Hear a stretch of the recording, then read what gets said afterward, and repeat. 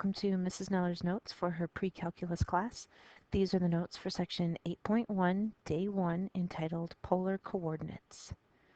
And today we're going to talk about what polar coordinates are, and then we're going to talk about the relationship between polar and rectangular coordinates and how you can convert back and forth between them.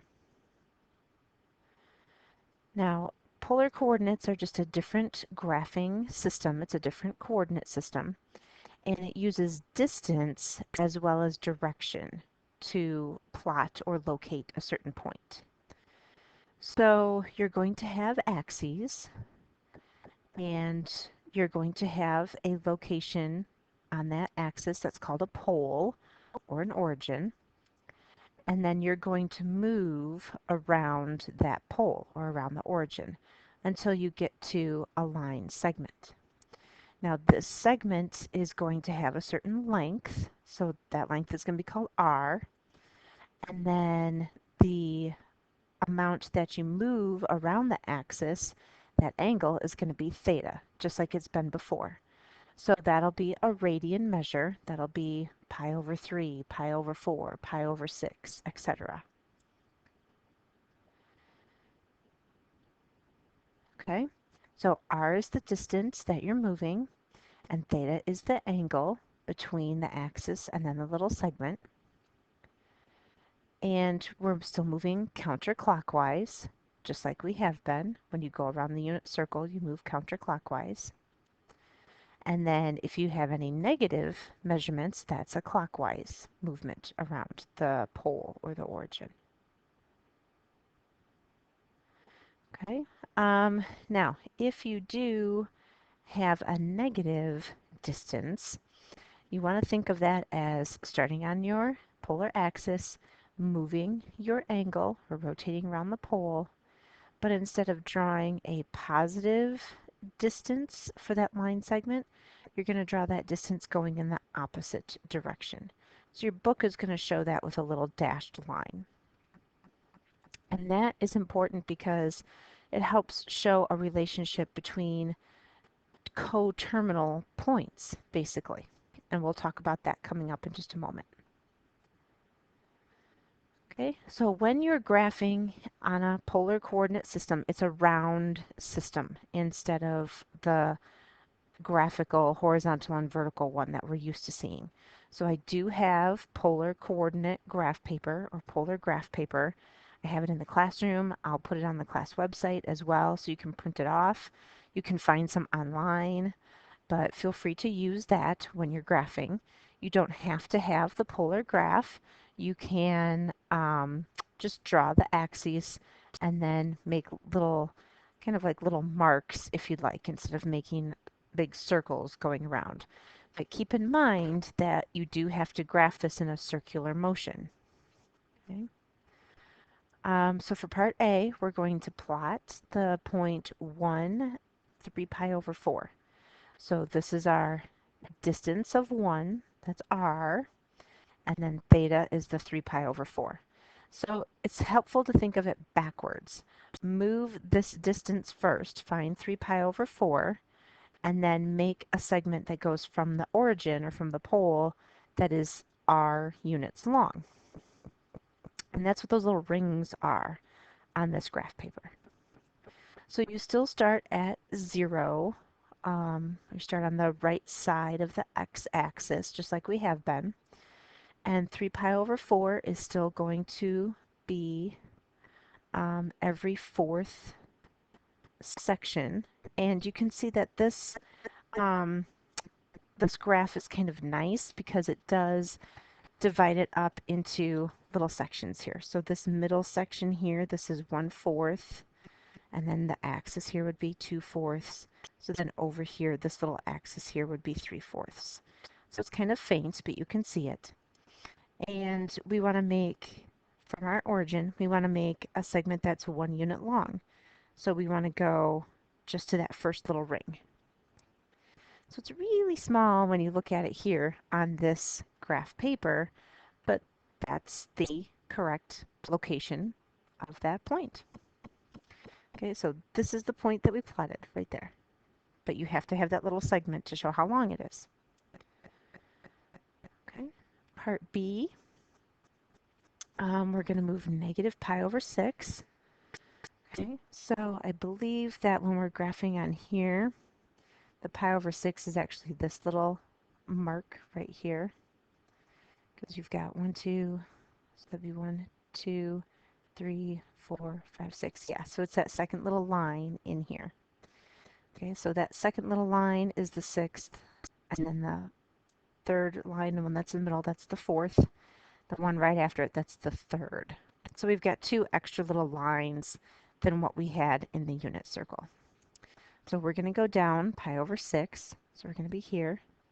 And this time from the origin, or from the pole, we want a line segment, sorry, that is 3 units long. So we're going to go out 1, 2, 3 little rings there.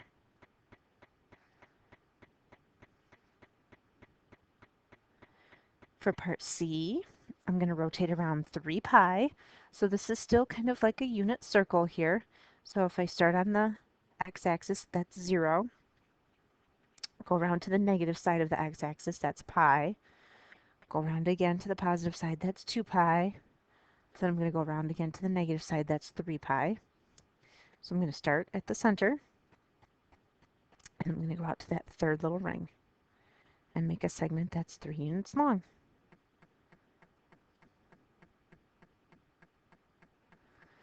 Okay, now part D is unique because it has a negative distance. So we talked about that in the previous slide, but now we'll graph it.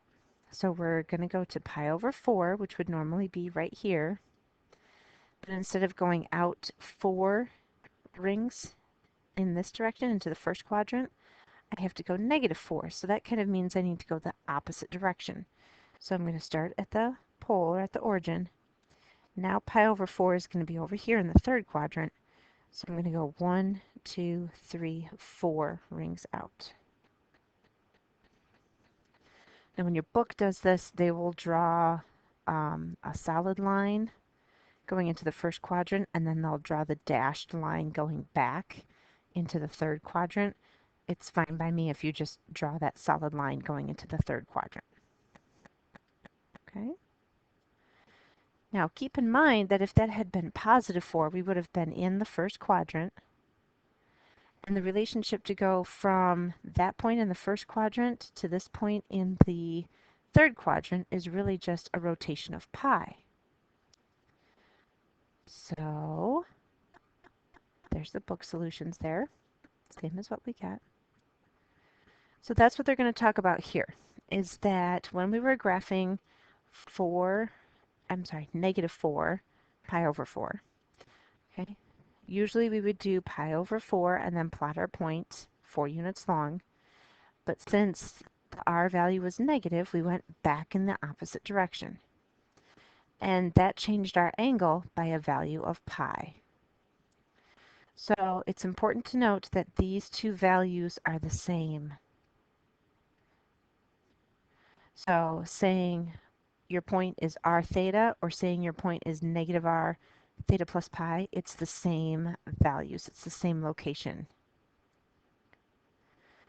Now there's other ways that we can find points that are coterminal.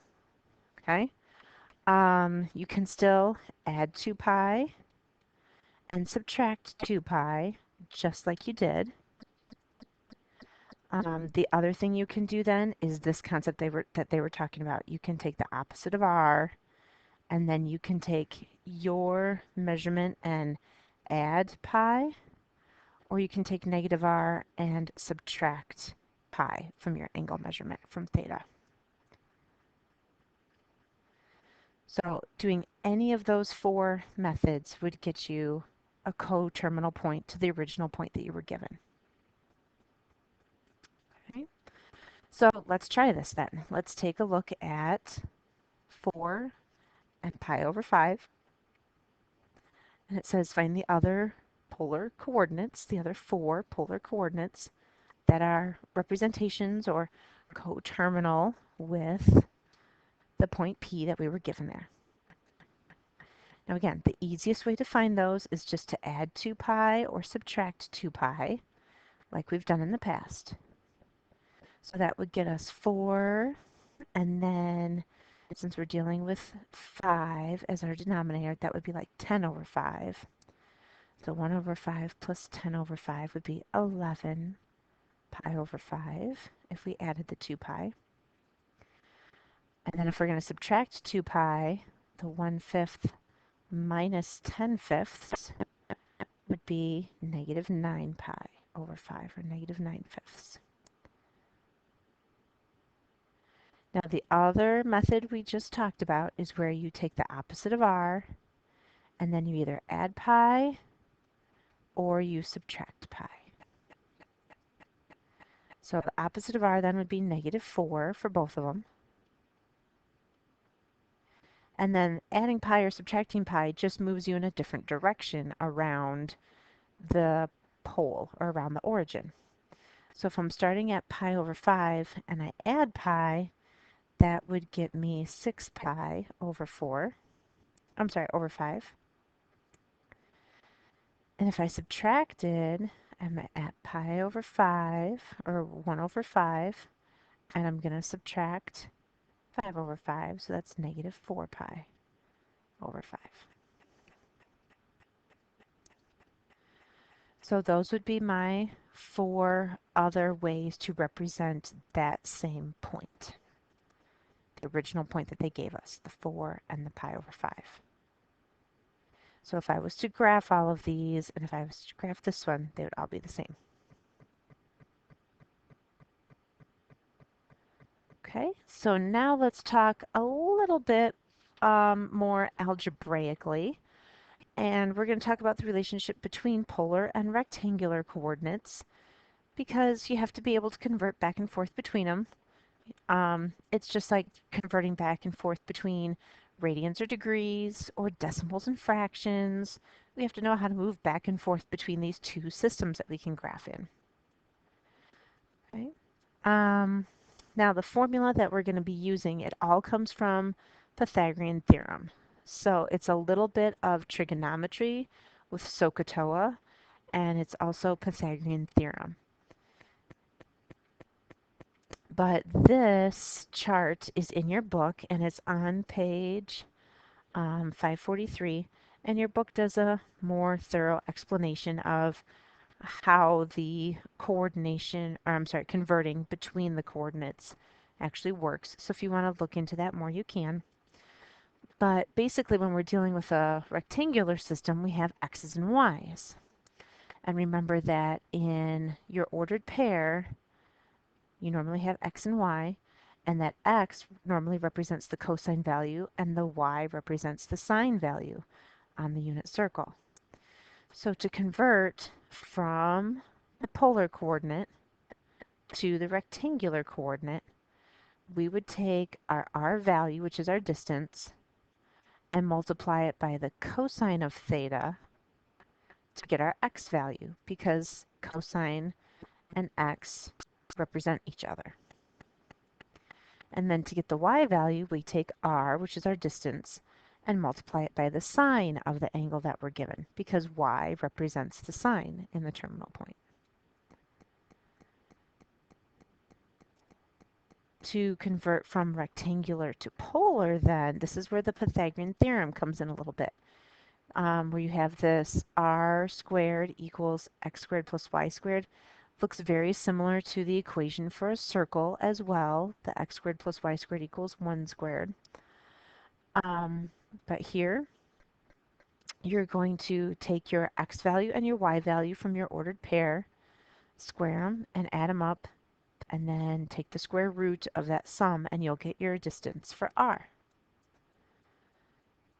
To find your theta value, since we have a sine and a cosine, we'd have to put the sine over cosine values, and then that will give us our tangent relationship. Now, if we're actually trying to find theta, we would want to do tangent to the -1 of y over x. So we're going to take those values, y over x, and then we'll do the second tangent of it in our calculator, and that will get us theta. Okay, so let's take a look at a couple more examples here where we're going to convert back and forth from rectangular to polar and then polar to rectangular. Okay, so we have 3 examples here, 3 ordered pairs, and these are all the polar coordinates. So we're going to convert back into rectangular. So if we're looking on our chart here, we're going from polar to rectangular. So we're doing step 1 here in these relationships. So we're going to be taking r times the cosine of theta and r times the sine of theta. So if I'm going to find my x value for part A, I'm going to take 4 times the cosine of 2 pi over 3. Now 2 pi over 3 is on my unit circle, so I can find the terminal point and I can find the cosine value of that, and that's actually going to be negative 1/2. And then 4 times negative 1/2 is negative 2. Actually, to save space, let me write that up above. Okay, so my x value is going to be negative 2. And then for y, I'm going to take 4 times the sine of 2 pi over 3. So it's pretty easy to remember that you have to take your distance, your r, and you have to multiply it by sine for y and cosine for x. Okay, the cosine of the angle and the sine of the angle. So sine of 2 pi over 3 then, that's going to be square root 3 over 2. So think of the 4 as being over 1. So that'll reduce a little bit, and you'll get 2 square root 3. So then your rectangular coordinate would be negative 2, 2 square root 3. And if we were going to graph this on a rectangular coordinate system, we would make 2 square root 3 a decimal, and we would plot it that way. But if you laid the rectangular system with this point, and then the polar system with this point on top of each other, they would be the exact same point. Okay. So for part B, we're going to try it again. We're just going to have different values here. So again, I'm going to find my x value. So I take my r value, which is 6, times the cosine of negative 7 pi over 6. Now you have to think where negative 7 pi over 6 is. Okay, so if you need to do a little scratch work and visualize that, you can. Let's see, we'd go pi over 6 and then negative 7 pi over 6. So we'd be in the second quadrant here. Would be a 1/6 up. So that's actually 5 pi over 6 in the second quadrant. So then that helps me remember my terminal point. So the cosine of that is going to be, the x value would be negative square root 3 over 2. So that'll be negative 3 square root 3. And then for y, I'm going to do 6 times the sine of negative 7 pi over 6. But again, the negative 7 pi over 6, that's actually 5 pi over 6. And the sine value there is 1/2. So that'll get me 3. So then my rectangular coordinate would be negative 3 square root 3 and then 3. And again, if I made that negative 3 square root 3 into a decimal, plotted this ordered pair on an xy axis, and then if I plotted my polar coordinate on a polar axis and laid them on top of each other, they would line up and be the exact same points. Okay, now part C. This time I have a negative r value and a negative angle, but that doesn't change the process. I'm still going to take negative 5 times the cosine of negative 17 pi over 6.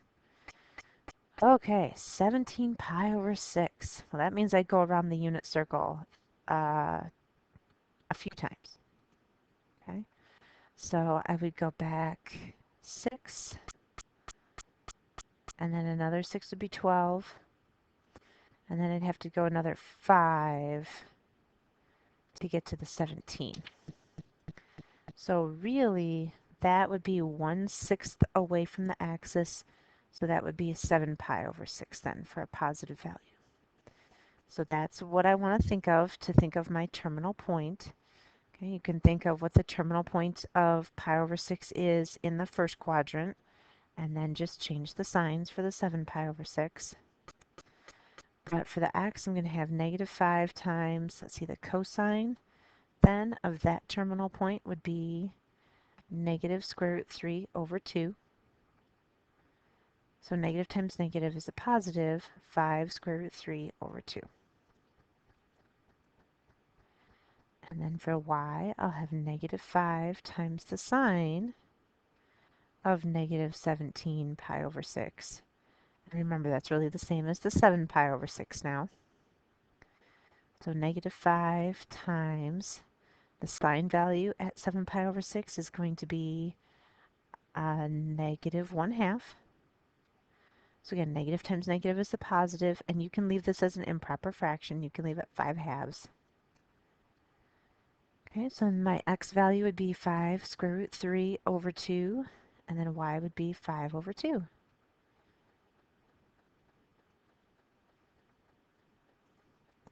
Okay, so converting from polar to rectangular isn't too terrible. It's just the r, your r value or the distance, times either the sine or the cosine of the angle.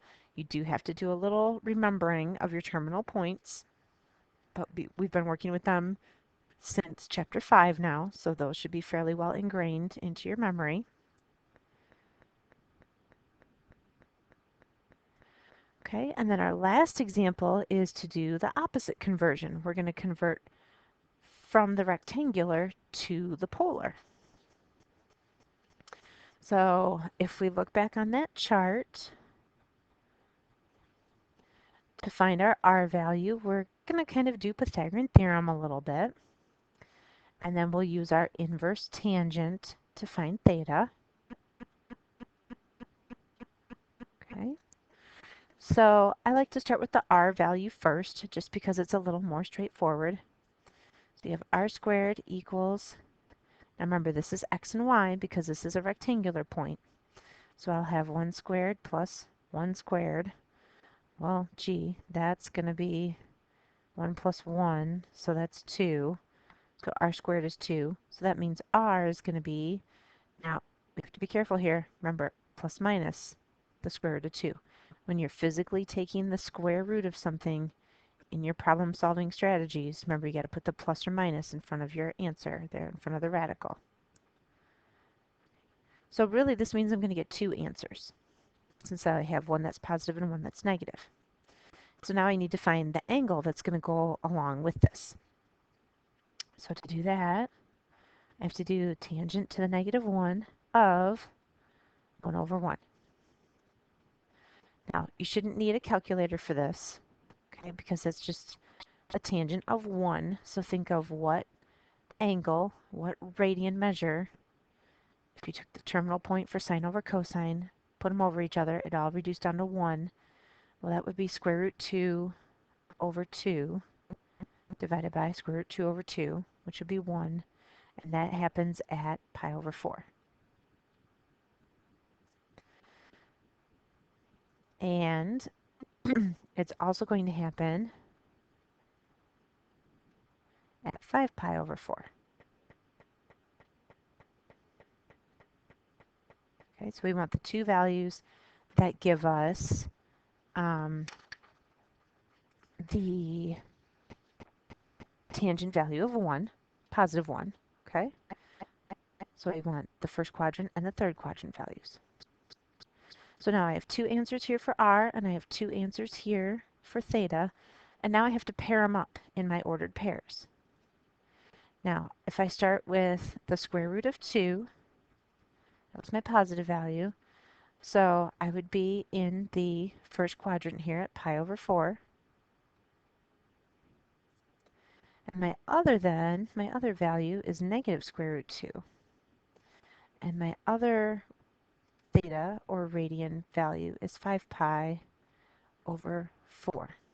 Now, if I go pi over 4 on a distance of square root 2 in the first quadrant, and then I reverse it, I would go down square root 2, that distance, and I would be on 5 pi over 4 here in the third quadrant. Now, since 1, 1 was positive, really the answer that we want is our first one. But these are both the same point. So if you had either of them, technically that would be acceptable.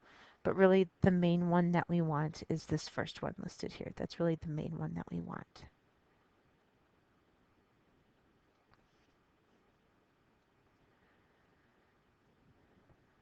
Okay, so let's try that again.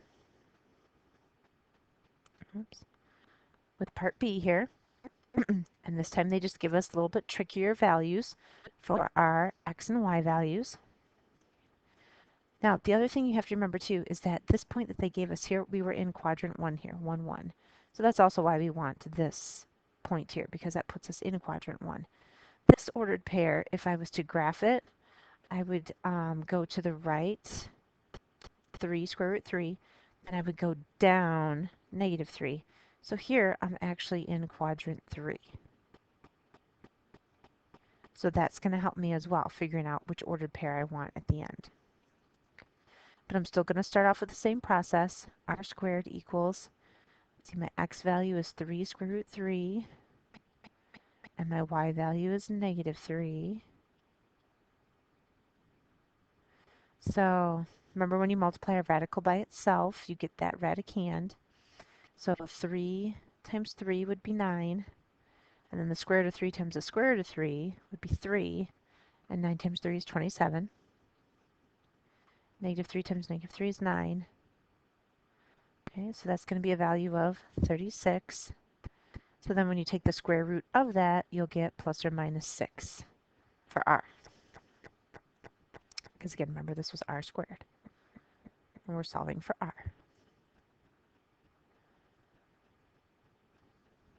Okay, now for the theta, we're going to do the inverse tangent of our y value, the negative 3, over our x value. So really, this is the tangent to the negative 1 of negative 1 over the square root of 3, because the 3 in the numerator here and the 3 in the denominator, they would cancel each other out. Now you don't have to rationalize the denominator here, because that's actually going to make it more complicated. Seeing it as negative 1 over the square root of 3, that's actually more simplified in terms of thinking what sine and cosine values I need now. So in order to get a fraction that's going to simplify all the way down to negative 1 over square root 3, my sine value would have to be a half, and my cosine value would have to be square root 3 over 2. Because when I multiply by the reciprocal, I'd be multiplying by the 2 over the square root of 3.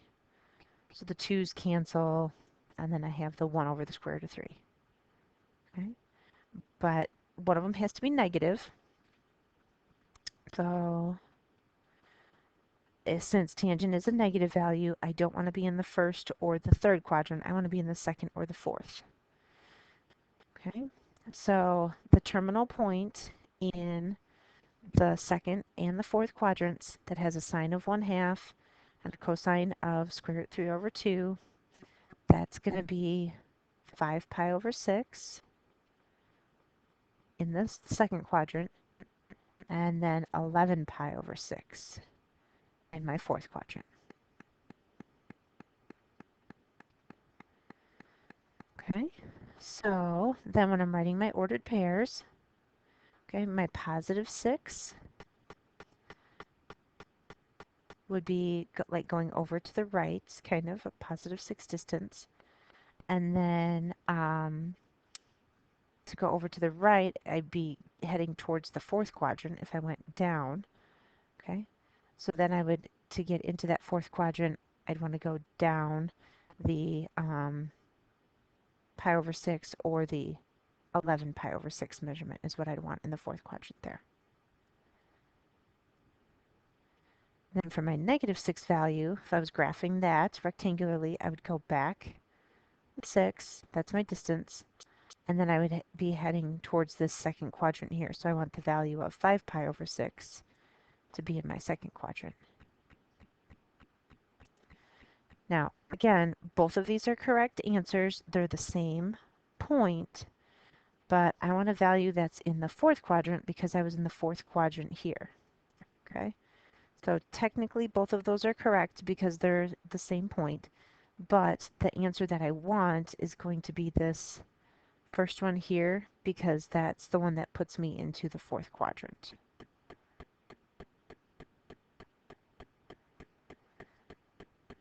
So lots of little details when you're doing these types of problems as far as thinking what quadrant you're in, where you have to move, how you're plotting the point rectangularly, but use your knowledge of a rectangular system to help you figure out where the plot would be pointed and then think of that new movement for r as a distance and then theta as an angle and what quadrant that will put you in when you think of that movement.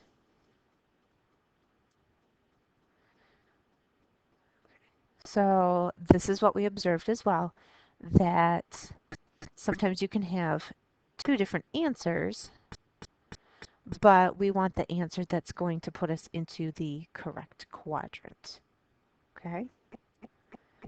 So that's just another little tip over about what we talked about in choosing an example for part A and part B, which one we really wanted as our answer.